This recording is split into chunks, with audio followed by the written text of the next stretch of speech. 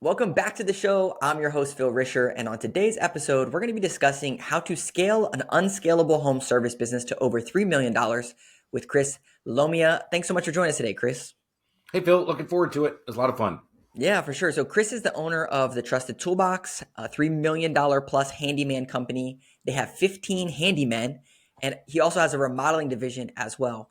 And with a background in corporate leadership engineering, he leveraged his expertise to scale his business and build a strong brand in the home service industry in Atlanta and Athens, Georgia. And as an author, speaker, and business owner, Chris is here to share his insights on leadership, customer experience, and business growth to help other entrepreneurs succeed in the trades.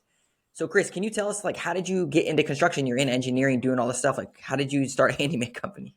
Yeah, it's actually even worse than that. I actually was in financial services working for a bank here in Atlanta, Oh gosh. running the commercial loan operations department and reporting. But I've always wanted to run my own business. So in 2006, I started thinking about ideas. In 2007, I started laying the plans out for it.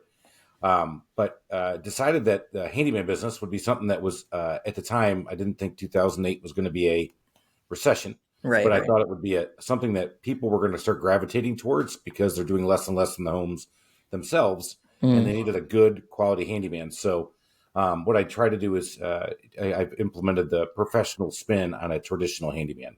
Wow. So were you swinging a hammer, or how did you get started? Yeah. So I sold my Mercedes. I bought two trucks. I wrapped them, and I hired one guy, and I was the other guy. So yes, in the beginning, I wore all the hats. I answered the phones. I did the estimates. I did some of the work.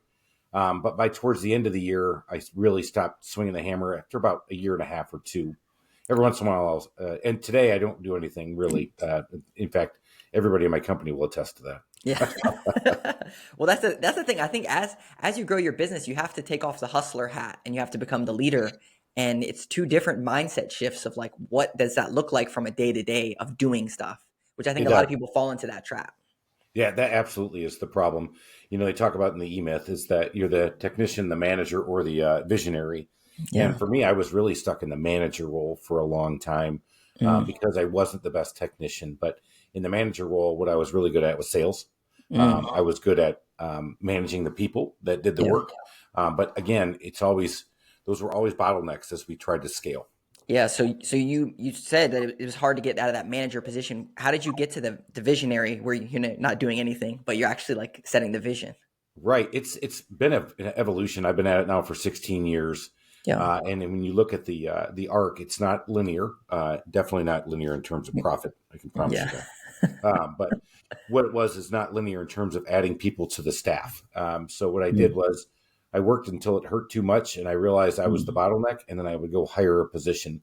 So I've hired an operations manager. I hired a scheduler when the operations manager couldn't handle the scheduling. I mm. now have a sales manager, and now at this point, to be the true visionary of Athens and Atlanta and begin to do stuff like this, I've hired a general manager here in Atlanta.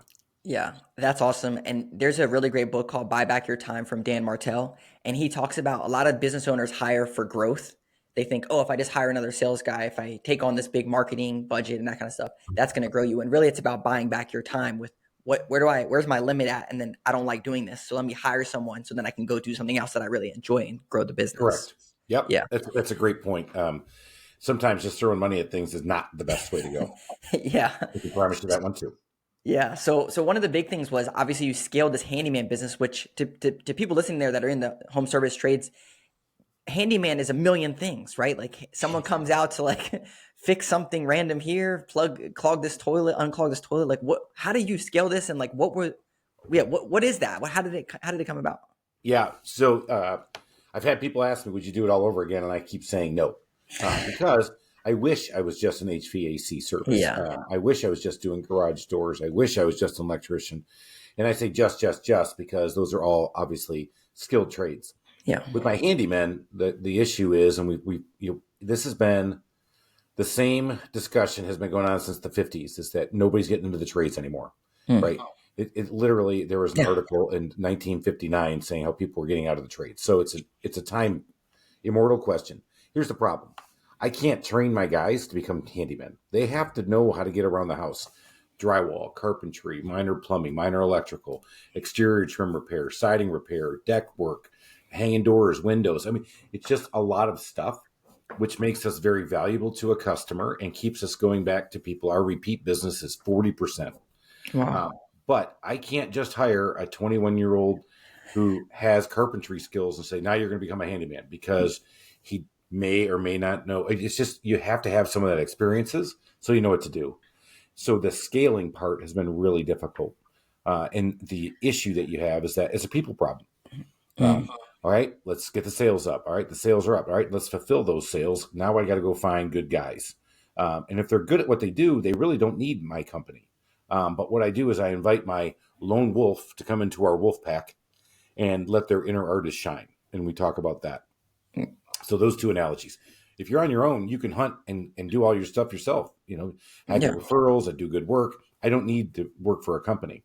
But if you come together in our company, you can actually start to make more and not have to work extra hours doing the billing and the invoicing and doing the sales that they don't like doing anyway. So the scaling has been multi-tiered. Okay, so do you have guys that are jack of all trades, or are you more when you're optimizing your routes because you have 15 routes, presumably? Is it like, hey, okay, these are mostly our electric stuff, this is mostly our this kind of stuff, and you're putting guys on those routes based off that? So we do what we call skill-based routing. And so what we do is we analyze and ask them to, in the beginning, rate themselves in all the different work that we do, and we put them into different sections.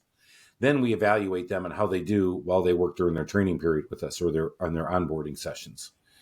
Then what we do is we try to route the right person to the right job. I got Yeah. a guy who can build the most exquisite cabinets and bookcases ever, but don't ask him to set a toilet and don't ask him to paint it, because he will take 3 times as long as anybody else. Right. Yeah, that makes sense. I think that's something that a lot of home service business owners, as they're scaling and they start getting more techs and routes, it's really optimizing it for the specific services that you're offering. Don't just run people to different jobs all over the place, because that's not an efficient way to run your business. Yeah, I just actually got done talking with another handyman company who has no regard for route optimization Yeah. and says, "Hey, I'll just put the guys in the windshield." And I'm telling you, I said, man, that is a recipe for disaster. I said, too much windshield time for my technicians, too many deep dark thoughts happen, man. We want to get them to the job and get them productive. So there is Absolutely. some route optimization you need to do if you want to be able to scale and have guys stay with you. Yeah, absolutely. So how did you do pricing? Because that seems like a really challenging one. If it's like hourly or skill based or project based, what does that look like? Yeah, this is a really tough one. That's the other problem. I wish I had the rate book. But Yeah. again, A they're, price. they're they're trying to make rate books, but it just doesn't work. So what we Right. do is we do have a system, and we use our CRM system to help us with pricing. Hmm. Typically, what we're doing now is we're pricing in the half day or full day uh, for the Nice. smaller jobs, or we'll have an estimator go look at it and he will price by the job. We really have gotten away from the hourly pricing Yeah. because our hourly price doesn't sound too good and scares people away, but they really love our half day rate, which works for all of us because, again, less windshield time, more Yeah. activity, more money for everybody. Yeah. I love that. I think breaking it up into time blocks for those types of things, it makes it much more appetizing. Then they're not trying to get your guy out of there in 2 hours or something to not pay an extra hour and this whole back Exactly. and forth thing. It's just like, no, they're here. Let him do his thing. He's going to be here for the day or half day. Yep. And so that's where we've really, in fact, that's where I'm really hammering our advertising is around handyman for a day, handyman for a half day. Yeah, I love it. I mean, my wife has a whole list of stuff for me to do, and I'm like, I just need a handyman to come do like 6 things. So That's right. I think that's exactly You- that's Yeah. it And is. so you get it knocked out. You get to have your weekend back. She's happy because she's been asking you to do this stuff for 6 months. And you're like, yeah, yeah, I'll get to it. So Yeah, that's been a really good service for us here in the Atlanta and the Athens area. yeah, I love that. I love that. So your guys are in the house, when you're first starting out and doing stuff, and then people say, "Well, hey, do you do kitchens? Do you do baths? Do you do this?" And you're like, "I think we do. I don't know. How did that progression come about?" Yeah, so I've been at the remodeling business now for 10 years, and it's been a slog, to be honest. It's different than handyman. Again, for their home services that are just doing garages, garage doors, or electrical or plumbing, just think about that now. If you took on garage shelving and floors, it's a different animal than it was just doing garage doors. You Yeah. think it's in the garage, you think it's the same, and so that's what I found is that it really is not. Mm. And then the sales cycle on that is a lot different as well. Yeah. And I'm here's the good and bad part. I'm really good at selling it. I'm really crappy at teaching it. Yeah. So that's been for us been the thing. But what we were trying to do, and what I've always tried to do, is in our slower periods, I would have bigger projects where I could put my handyman in there Exactly. to keep him busy. And what we found out is that that doesn't really work for us. What works better is having dedicated subs that do baths and kitchens, tile work, plumbing, demo, cabinet setting. It's just better to have the subs. Yeah, and then on the subs, then you have a project manager who's running these bigger projects for you, then you can kind of have the best of both worlds: the handyman side, giving leads hopefully for these big projects, and then that's kind of that thought process. Correct. Yeah. Yeah, and just analyzing it, I actually put a lot of advertising into remodeling 2 years ago. Mm. And what I found out now 2 years later is that most of my remodeling jobs come from Yeah. handyman. They come from Yeah. repeat customers who go, "Hey, man, I really loved your service. I love the way you guys show up. You're professional. You communicated with us before. You texted us 30 minutes ahead of schedule. Your guys gave us a plan. We want to use remodeling and follow that same process," which we do. Yeah. So what kind of stuff are you doing to keep those recurring, like email marketing? Are you sending out postcards, like any of that kind of stuff? Man, it's funny. I was talking to another handyman consultant in our world, and all he had to do is tell this guy who was a single handyman is to send everybody an email in his email list and say, "I got a special," and he'll keep himself busy. Yeah. I'm like, no, duh. I mean, what the heck? So I send out, I have 17,000 people in my database right now. We send out 17,000 emails every month with Perfect. a video of me talking about something that's important to them Mm. in that month. It might be, in the winter months, weather stripping and taking care of the wind drafts and everything else is going on. In the summer months or the spring, talking about your deck and your exterior. So we talk about things that are engaging to them. And my open rate on my emails is 47%. Wow. And that obviously kicks the crap out of the industry average. But it's, Of course. so we stay in touch with them on that all the time. And that's been really big. Okay, so for business owners listening to this, two things to unpack here. First, people always ask me, well, what do I send to people? You mentioned having a monthly theme of things that they should be thinking about. It's cold. Your pipes need to be winterized, whatever that sounds like. So do January, February, March, April every single month, and then come up with a theme that you're going to talk about for that month. Then you take it a step further where you actually record a video about that and send it out to them, and you get 47% onward. So this is the big thing. If you spend money on advertising to get in front of 10,000 people that already know, like, and trust you, if you get 50% open rates on your email, you basically did that every single month. And it doesn't cost a lot. Exactly. In So fact, yeah, man. almost nothing. I mean, I use Constant Contact, so I pay for that. Yeah. I do have a lady who helps me shine it up, make it look nice. Good. But that money is the biggest and easiest ROI, especially when you talk about buying your time back. Sure, I can go out there and do networking, and I do. But this is it's just easy peasy. Yeah, man, that's so great. I love it. And turning the handyman people into remodeling stuff or other handyman jobs and keeping, no wonder 40% of your people are going to be repeat. That's the snowball that keeps spinning, and then you just add fuel on the fire with new customers. It's Absolutely. awesome. You Yeah. talked about texting 30 minutes before. What does your customer experience look like? Because it sounds like you have a great customer experience. Like, they book a meeting. Do they get any type of text, emails, anything like that? Like, what does that look like all the way to the end? Yeah. So you can call or you can go to our website and schedule an estimate service. You can also request a technician service. Now, I don't book technician services just yet because I want to make sure I can control that route optimization, right? Yeah. And also control who I'm sending. But here's how it looks like. So you go and set up an appointment online or talk to us. You will get a confirmation email. And it will say, hey, the day of the job, an hour ahead of time, you're going to get a text message from our system. You're going to get a call and or a text from our technician en route 30 minutes ahead. When he shows up, then he's going to explain what he's about to do, get you to sign something. And we sign tablets because we want people committed to what we're doing to make sure we're on the same page. Yeah. The big thing is you want to set that customer expectation so that you can exceed it.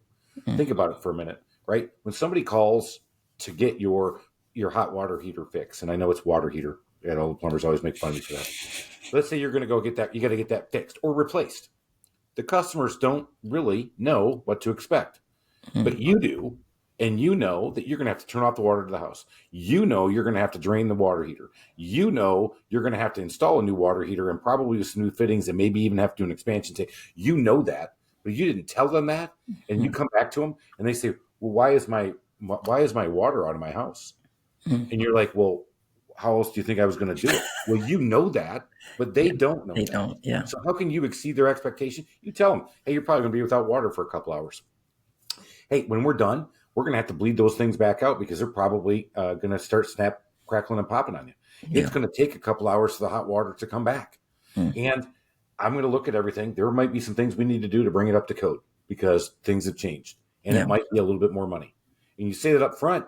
When you come to them and say, "Yeah, this is what it's going to be," they don't go. Oh. They go, Yeah. "Well, you did say it was coming." Yep. I think over communicating with the customer builds so much trust with the company of itself. And then also, to your point, exceeding their expectations. They told me what they're going to do. They did it. There's no big, oh my gosh, I didn't know about that. Why didn't you tell me? It's like, no, I did tell you. Right. Yeah. That's a big part. So that's what our customer experience looks like. When you're done, we walk the job with the customer. We want them to be there. If they're not, we take pictures of what we've done and we make sure that they see it because we want them bought into it. Because at any one point in time, the only two people who know what was done are going to be the people on site, whether it's the person actually making the purchase and paying for it, or it's a tenant, or it's, let's say it's the wife, but the husband's going to pay, or the husband's there and the wife has the checkbook, whatever it's going to be. You got to make sure you get the person in front of you committed to saying, yep, you did what I thought you were going to do. Thank you. Yeah. I love that. That is a great customer journey for sure. I think that if people are not texting their customers, educating them beforehand, they're missing the ball on so many great touch points. One really cool one that I found is on that initial like lead up, the text and stuff. You could even say, hey, if you're curious, make sure that you have our technician look at X, Y, and Z. Or right now, this thing's really popular. Basically, kind of giving them an upsell opportunity inside of the home through that confirmation process. Funny you should bring that up, Phil. You're now the second person this week who said I should be doing more of that. So back Yeah. to scaling, back to always learning. I've been at this for 16 years. You're right. I'm going to start doing it. So I'm trying to figure out what we're going to do right now. We're actually have a meeting later today to talk about it. Oh, well, there you go. It's in the HVAC world. It's like, hey, while they're there, you want them to take a look at your hot water heater or whatever else. And it gives it's basically like teeing up your technician to be able to upsell inside of the home. Yep. So it's good. So how did you come up to the decision? You know, you're running Atlanta. I'm presuming it's profitable. And you're like, oh my gosh, I should go and take this somewhere else. How did that decision come about? So everybody, I shouldn't say everybody. A lot of times I meet with a lot of other business owners, whether I'm doing speaking engagements or here locally, if I'm networking with others, people say, oh, are you going to franchise? Or maybe you are a franchise. And the answer is I've investigated it. And I decided not to do the franchising. Okay. I'm going to expand on my own. Yeah. And then I'm going to look for partners in the HVAC, plumbing, and electrical world who want to take this concept and put it into their company and see if we can't take it to other markets. But I picked Athens because it became such a big growth market. That's where the University of Georgia is. And that's what it's also becoming a big growth area for people who want to move away from its city of Atlanta and can commute to the northern area of Atlanta. So I saw the growth opportunity there, and it's there. Wow. So It's working pretty well for us. yeah, so you were running in Atlanta. You were running a profitable thing, and then did you like buy another office over there or another warehouse and like get new guys and all that and start the whole All thing the again? guys. Yep. Oh my So as a matter of fact, yeah, we've got a flexible office space we use. We did it kind of bootstrap. Yeah. We're learning on how to grow that market. I've got 3 guys going there now. I've had to seed it with money and with advertising, so it's cost me some money. Yeah. And this is the year they're supposed to be paying me back. Yeah. We're making strides there, but it was all seeing the market and also learning how to run it when I wasn't there every day, to prove that I could run this and have somebody else run it outside of a franchise model and do it my way. And last year we're getting there. We're not there yet. Just like anything, I want it to be better, but that's where we learned. Yeah. Wow. Are there any specific numbers that you look at on a day-to-day, like call booking rate or average ticket or any reporting, or even not day-to-day, but weekly or monthly, that you're like, hey, any business that's trying to get to 3 million, 5 million, whatever, they should be looking at this stuff? Yeah.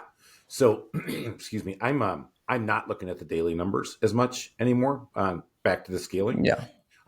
Daily, if I'm looking to scale, it starts with those phone calls. So the question you got to ask yourself, one is how do I make my phone ring? How do I make the email? How do I work with the customer where they want to work with? So I got to know I'm getting those leads in there. You could stare at Google all day long if you wanted to. I highly recommend not doing that. Yeah. I would say a weekly is the way to go. Weekly tells you about trends, and monthly definitely tells you about macro trends, because 3 weeks makes a trend for me. If I see 3 weeks of lead volume going down, I know we got a problem, Mm. unless I know it's that time of year. So January in my business is usually pretty slow. Yeah. People are coming off the holidays. It's colder in Atlanta, even though it's a 12-month season that I can work in. People are still cold and not working. So you want to look at leads. Number two, you want to look at utilization. How many guys are on the road? How many trucks are rolling? How many trucks are bringing in? And you want to look at revenue by week by truck. Mm. And then when I look at that, just put those images of those trucks up there. You want to see how many dollars got brought in from that truck, this truck, and that, because that tells you utilization. Yeah. Now I've gone all over the place, man. Like I said, I'm an engineer by training. I am a Yeah. spreadsheet jockey.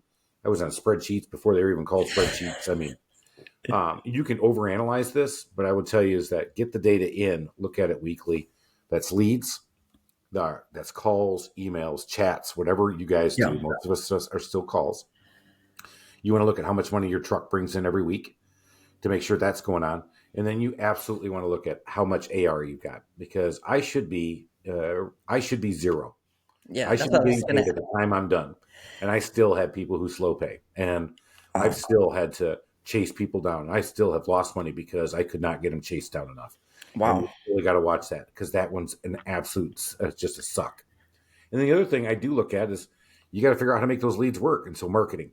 Now that's something you want to look at, because if you're not doing any, because I can't tell how many people said, "Oh, Chris, you just get one real estate agent, you're going to be set for life. Oh, you get one neighborhood, and they're going to keep you busy all year long." I'm like, bring it, but it doesn't happen like that. Yeah. I got 15 people to keep busy all year long. That's right. And one neighborhood and one real estate agent doesn't do it, and it never works like that. So No. you've got to be advertised. You've got to put yourself out there. Easiest way, your Google My Business page. Yeah. In fact, I would tell you, if you don't have a website right now, shame on you. But if you don't, you got to have a Google My Business. Yeah. You got to have a website. Just that's the bare minimum. That's just the cost of doing business, man. Yeah. Of course, you're not going to get to $1 million without a website or Google Business Profile. There's no way. No, and Yeah. I still say business, whatever. Yeah. GM. Whatever. Yeah. Yeah, Google My they Business. keep No way. changing the stupid names, but yeah. And you want to be looking at the trends. I mean, and that's the other thing. This is to time date it, right? This is January in 2025. End of 2024 was the first year Google's search share went down since they Yeah. started. Why? I don't know, but I've heard it's AI. So we got to be Yeah. on the lookout for that, right? There, people are going to the chats and asking Chat and Claude and all the Yeah. other chats out there, the bots, if you will, in the AI world. So you got to be doing some marketing. You have to. Yeah, so I interviewed Neil Patel on the podcast about this search everywhere optimization. It's no longer just search engine optimization; it's search everywhere. And to your point, yeah, Google's losing its share. And how can you set your company up? And the number one thing he said was to build a solid brand, because that's what these language learning models identify as great companies, is what is a good brand. And the number one way you can do that is by getting Google reviews and building a solid brand off of their platforms. Well, that's great because, Yeah. again, back to scaling, we just got to our 1,000th Google review, which I'm Yeah. thrilled, just so excited, because when I first started, Google wasn't around. Yeah. But to get to the 1,000, that definitely has meant a lot. And our rating is obviously very good, 4.7. Yeah. So, Do y'all do automated text or email, or how are you getting reviews? yeah, I love you asked that question. Hey, how do you guys get those reviews? I have my technicians ask for them at the end. Do not rely on the office. You're busy. That's the only time I get that customer share. Remember, for a lot of home services, what we're providing is an answer to a need. In my world, I'm not a need. I'm a want. Mm. And so after that need's been satisfied, you getting a review from them is now a want. Mm. Think about that for a minute. The need, I don't have water. The need, I don't have air conditioning. It's really hot outside. Yeah. The want, I want you to write a review for me. Well, I want to write a review for you too, but I'm busy. I got to go. Yeah. So you do it right there on the spot.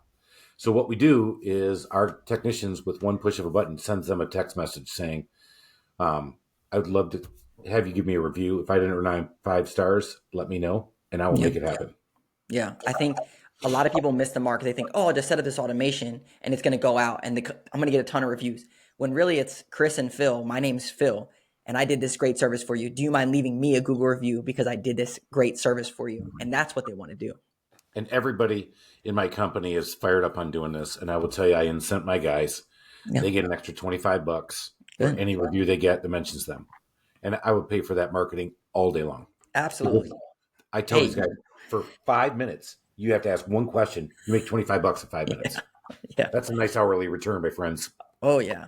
Especially if they're spending a day, half a day there. That's an extra 50 bucks a day, 25 Yep. bucks a day. I mean, come on. Yep.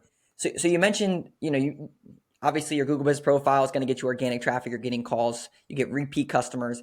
You also mentioned in the beginning a little bit about networking, that you do some networking. Was that a big focus for you when you first started out? Because you talk about realtors, neighborhoods. What does that look like? Yeah. One of the things I figured out with the handyman is it's a very personal service, right? Everybody wants a handyman. But when you look at me, if you guys are watching this on YouTube or you're listening to me or you go check out my profile, you're going to look, man, I'm not really like every other handyman you're thinking of. I kind of break that mold, right? Mm-hmm. So I'm defining what a professional handyman looks like. Mm-hmm. Networking does that. So what is the best? Well, BNI has been the best for us. That's the worldwide weekly close contact networking group. I actually got the guy who started it to give me an endorsement on my book, From the Zoo to the Wild. Go check it out. Shameless plug. Yeah. But BNI, right now I have my sales manager and 3 of my sales guys in BNI on a weekly. Perfect. So what does that do for us? That helps us establish our local community. And in the beginning, networking is an easy way to start moving the needle.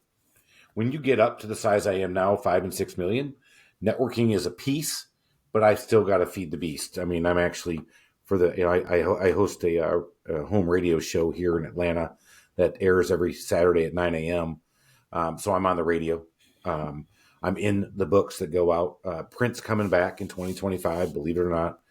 The print is working a little bit more than it used to. It's not dead. In fact, somebody gave me a stat, said when digital first came out, they said that was the death of printers, death of paper. I guess we're using more paper now or creating more paper than we ever used to. So I Yeah, don't know. exactly. It's not dead. Yeah. So, So so you need to do that. But the networking is the cheapest way. Now you're not getting your time back. You're investing your time. yeah. So you got to find the right thing. It's a chamber event. Your local chambers is a great way to first get started. Yeah, big thing I want to call out here is a lot of times business owners feel like, okay, well, I need to be the one networking. Where Chris just said this, and I've seen this to be extremely effective, is no, you don't need to be the one in the BNIs or networking groups. You need to enable your technician and team to be in these BNIs. And they're the ones that are building the relationships. And I've seen companies that actually say, hey, if you generate a lead from these BNIs, you'll get something out of it. So that way the technicians or people that are in them are actually wanting to be a part of it and get leads. So I forgot to say that I've got one technician who is in another, not a BNI, but a competitor here in Atlanta. Mm-hmm. Before he came to work for me to generate his own business, he was in this group. Can I stay in this group? I'm absolutely. Guy's been with me now for 7 years. Wow. But he still goes to his networking group because why wouldn't you want him to stand up and go? Because they do a personal referral to you and Exactly. he does extra work. And he gets, he is our busiest handyman by far because everybody requests him. Yeah, man, I love it. And people, if you're not in a networking group or doing networking or encouraging your techs to go out there, even you can sign up your office manager, accounting team, whatever. Just put people in the groups. You're going to get referrals. It's building that personal relationship. It's so important. So you talk about print's not dead. What are you doing for print? You got these books going out. You doing flyers, mailers? Yep. So the big behemoth, the one that's nationwide, is EBSCO's Best Pick Reports. Yep. So they are here in Atlanta. They did not allow handymen when I first started. Wow. I actually had a referral from a large foundation repair company who's a mentor of mine. Said, "Hey, you got to get Chris in your book." I said, "Hey, I'm willing to give you guys money to get in your book," and they said, "No, we're not going to put you in there because handymen are too flaky. We have too many We have too many people who complain about your service, and that is a black mark on our book. We can't have it." So today we are the very first handyman nationwide who's in the Best Pick Reports book, and we've been the longest running in that handyman category. But Best Pick Reports is great. It's a per call basis. It goes out, and it goes and hits the target market that we're all looking for: single family homes, certain household values, certain household age. So Best Pick Reports, that's nationwide. We have 2 others that are local. And one is a really unique product called Trustdale. He's been amazing for me. He was an investigative reporter and built a brand around finding good companies and putting them in his own book and on his own website. saying I've investigated these guys and I'll give you a money back guarantee if you go through my website, that if they don't do it right, I'll back it up. So his name it's Trustdale, and it's been great for us. And then the last one is another one called Verified Home Services. And then there's the green book out there too, the 5-star, which I'm not in. Yeah. So best picks. I haven't heard this come up with any other interview that I've done, and I want to hone in on this because I used to do this when I was in the trades. We ran best picks, and they switched to the pay per lead model, which is what you're referring to. It's you don't pay just to be in the book. You pay when you get leads, and you can actually close customers, which is why it's so advantageous. And there's no reason why you shouldn't be in there, and especially if you have a good rating. Can you tell us a little bit about what best picks process is, since it seems like you know about it? Yeah. So I would 100% see who's in the book. Go find the book. See who's your competitor. You can find it online. It is a pay per click model or a pay per call model. Yep. You get a call. What I found is the calls are our target market. They do have a want that's turned into a need for us. They are actively looking for a service. This is a transactional lead. The other thing I would recommend to everybody is you write up your review. You write up a little bit about you from a third party perspective. So the Trusted Toolbox has set the standard for handyman and professionalism and working in your home. I didn't say me, why. Yeah, I talked about why you want to work with this company as if it was written by a third party. And that has been very powerful. The book is good. You probably will see a lot of competition in there. But the thing I've also watched, of course, in handyman, these guys come and go for me. Yeah. But I know other guys in the book. And what happens is that customers usually only call one. As long as you pick that phone up, they'll only call one of you. So the calls you're getting are solid, not trying to do tire kicking like Angie's or something. Angie. Yeah, I made you shudder. I love it. All right, Chris. Well, yeah, this has been great, man. So where should people go to get in contact with you? What's the book again? Can you tell us about the book? Yeah, so what's it about? What's talk about my thing. It's called From the Zoo to the Wild, Your Guide to Entrepreneurial Freedom and Wealth. It's my journey from leaving corporate America to starting a handyman business. Talking about how I scaled it with my focus on training, with my focus on the customers and the 3 secrets of the customers. I unlock that. And then I also talk about how to really get technicians on board as you build your culture through training. So it's called From the Zoo to the Wild, available on Amazon. I also have a podcast, which you came on, called The Small Business Safari. My name is pretty unique, so you can find me out there. It's Chris Lalomia. I'm Chris at the Trusted Toolbox. You send me an email and I will respond. If you want to just kick it around for a little bit, I'm happy to give anybody 30 minutes of my time just to talk about biz, because I love talking about it. I love it so much. I started the podcast. I have my own website called chrislalomia.com. And then, of course, the trustedtoolbox.com. If you ever send a request in through there, I'll find out about it eventually. Awesome. Well, thanks, Chris. This has been great, man. Good to connect with you, and keep it up. All right, man. I enjoyed it. Yep.